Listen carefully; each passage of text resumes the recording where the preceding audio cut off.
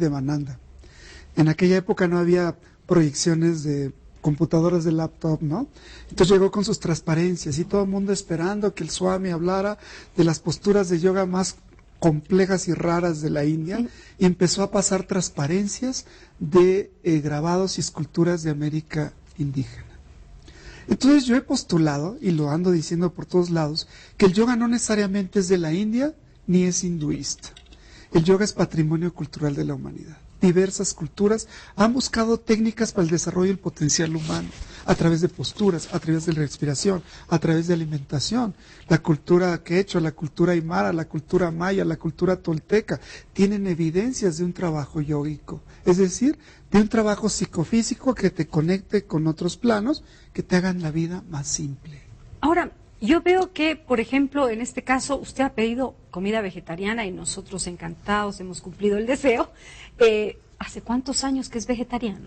Mi padre era alpinista de alto rendimiento en las montañas de México y también de Sudamérica.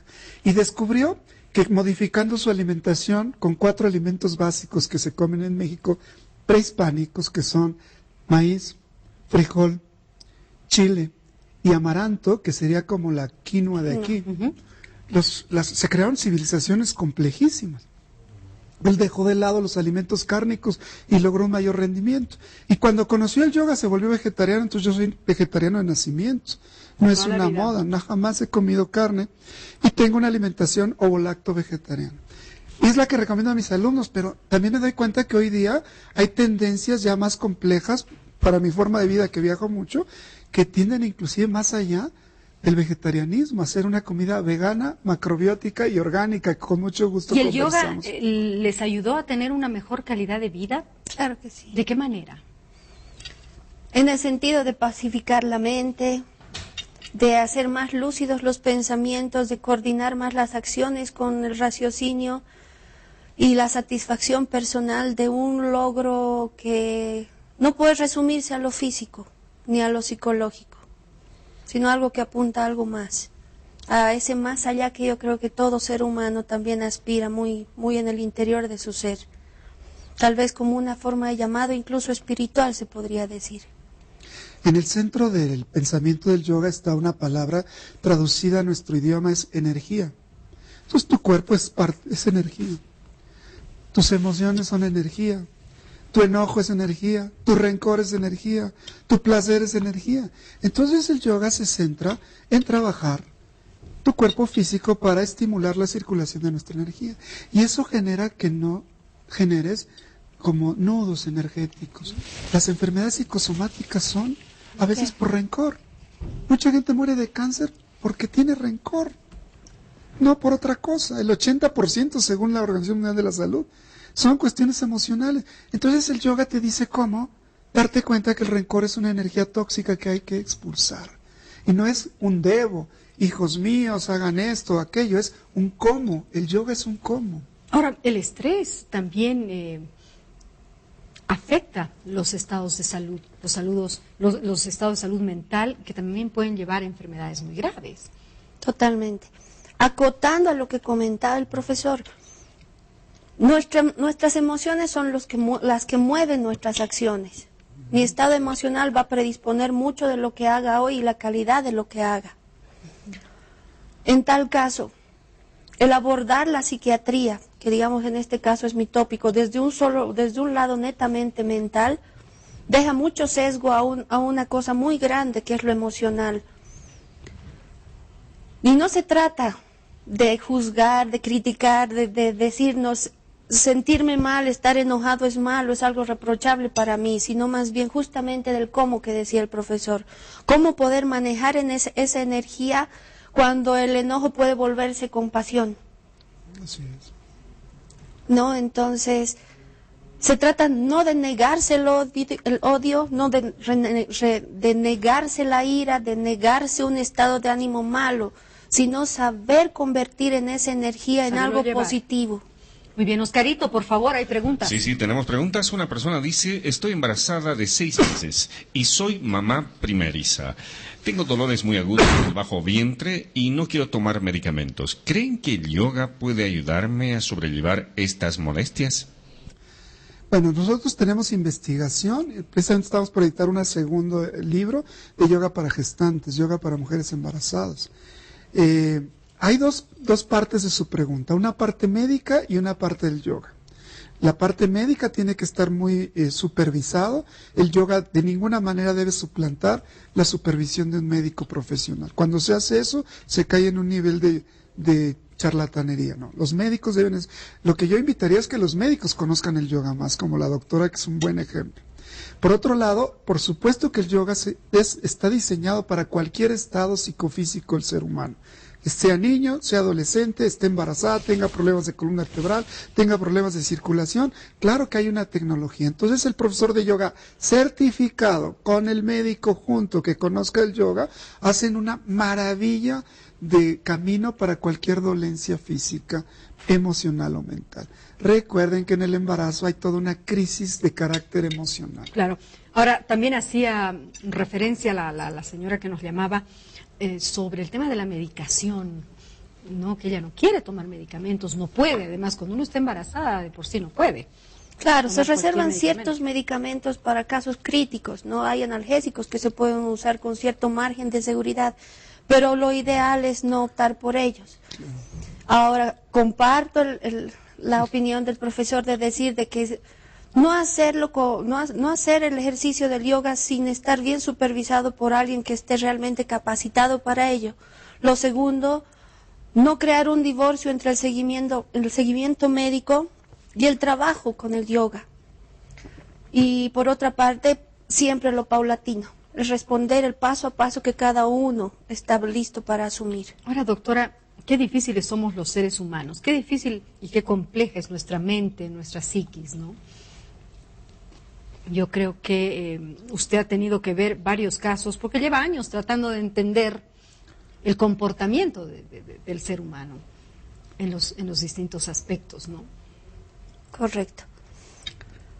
Yo no sé si nos podría explicar, Adrián, acerca de esa especialización que tiene en psicoterapia Gestalt, sí, que es un enfoque a la persona, para que sea más fácil y por ahí no hablemos muy en difícil para los televidentes. Somos colegas, porque también la doctora tiene especialidad en Gestalt. Mire, el asombro que yo tuve, porque mi vida ha sido el yoga desde niño. Entonces, lo que he estudiado académicamente ha sido como tratar de ver desde fuera el yoga. Y en Gestalt me encontré con que todos los principios básicos de la Gestalt tenían una influencia del yoga. Empecé a buscar la historia y me di cuenta que en California se genera esta psicoterapia de Gestalt, se expande, y tiene gran influencia de las escuelas de la meditación Zen. Y el Zen viene del yoga también. Ahí eso está comprobado.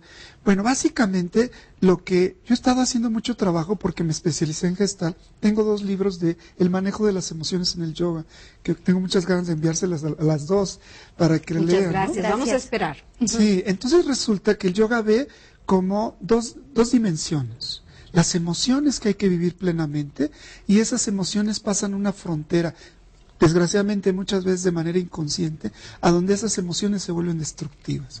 En términos sánscritos, no quiero hablar términos sánscritos, pero es emociones como el enojo. Hay que saberse enojar. Es muy importante enojarse para poder poner límites, para poder decir sí, para poder decir no. Lo grave es cuando el enojo se vuelve ira y te destruye. Y eso es lo que acarrea todas las enfermedades. Entonces, con la alimentación, con las posturas de yoga, con la respiración, que es nuestras tecnologías, aprendes a ubicar dónde está tu frontera. Donde hay que estar triste, sí, hay que aprender a estar triste, porque eso te permite valorar la vida, lo perdido y lo anhelado. Pero no permitas llegar a la depresión. Hay que aprender a estar con miedo, sí, es terrible cuando a un niño le dicen, ay, tenle miedo al miedo. No, tenle miedo al pánico, porque el pánico te inmoviliza. Ahora, no todas las personas aceptan ciertas técnicas o prácticas y son beneficiosas para ellas. Es decir, ¿cómo saber si el yoga y la meditación me van a hacer bien a mí o a ti o a X o Z persona, ¿no? En eso yo creo que responde el contacto mismo con la persona. Es decir, el motivo que trae la persona a consultar. En mi caso, yo atiendo personas que en general están buscando un psiquiatra. Claro. Entonces, más vienen con el tema verbal. No me están trayendo su cuerpo, no me están trayendo el espíritu, sino me están trayendo su problema. Un discurso. Exacto. A ese discurso es muy difícil sacarle mucho provecho, y mucho menos si la persona no tiene un poco de conciencia de lo que es la respuesta integral del ser. Entonces, en eso tenemos culturalmente un problema acá. Queremos que la sesión con el psiquiatra sea un uso de palabras mágicas que tal cual una varita me van a sacar del consultorio ya liberado. Lo que yo creo que se trata es de aprender a desintoxicar la mente. Y en ello sí entraría el tema de la nutrición y demás cosas, pero a la vez también... Pero ¿cómo desintoxicamos la mente? ¿De adentro hacia afuera? No sé. Es que ese tema es con muy pastillitas. importante, ¿no? No, el yoga maneja el desarrollo de la conciencia, la expansión de la conciencia, no la alteración de la conciencia. Entonces, tratamos al máximo de no usar ningún tipo de elemento exógeno, menos drogas de ese tipo. No, básicamente, el ser humano se tiene que dar cuenta que vive inmerso en una fantasía. Por ejemplo, el rencor es una fantasía porque es algo que pasó, no está aquí. La angustia es una fantasía, es un torbellino, porque la angustia es una fantasía catastrófica de algo que puede pasar, como cuando tienes miedo porque cómo vas a pagar el coche la próxima semana, pero todavía no llega el día y ya estás angustiado. Entonces, la técnica de la respiración, de la postura, empieza a darte una conciencia muy extraña, la extraña de que lo único real es estar presente. Y cuando estás en presente, no hay angustia y no hay rencor. Exactamente. Y ahí... Una cosa importante, ¿no? ¿Por qué insistir tanto en la respiración? Porque es de las pocas actividades y funciones elementales de vida que no solo es inconsciente. En la respiración sí puedes ejercer conciencia.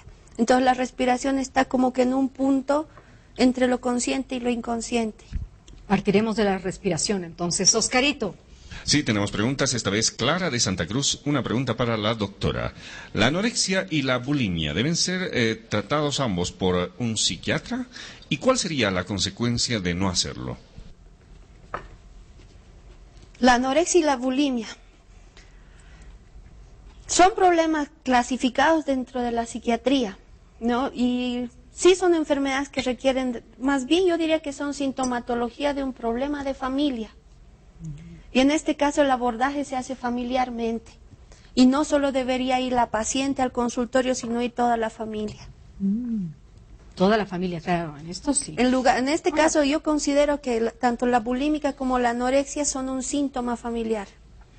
Y el abordaje tiene que ser multidisciplinario. Adrián, ¿qué cambios has visto en personas que quizás estaban conflictuadas y haciendo yoga pudieron pasar y salir adelante? Fíjate que el trabajo que yo desarrollo está enfocado hacia un método didáctico. Hay muchísimas escuelas de yoga, inclusive la tradición antigua habla de 108 tradiciones diferentes de yoga. Pero yo estoy enfocado a 3 dimensiones de donde se expresa el ser humano. Primero es un nivel físico, luego es otro nivel emocional, energético, y luego otro es lo que usted llama una conciencia meditativa, una conciencia lúcida. Entonces, cuando tú empiezas a trabajar con el cuerpo físico, ya cambian muchas cosas. Los primeros 3 objetivos que tenemos en el yoga físico es elongación de cadenas musculares. Si estás lleno de nudos, de tensión, no puedes fluir. Entonces, elongación de cadenas musculares para que funcione la oxigenación de las células, para que funcione el movimiento de tu cuerpo, para que puedas entrar en procesos de relajación. El segundo elemento es fortalecer tu aparato respiratorio. Es que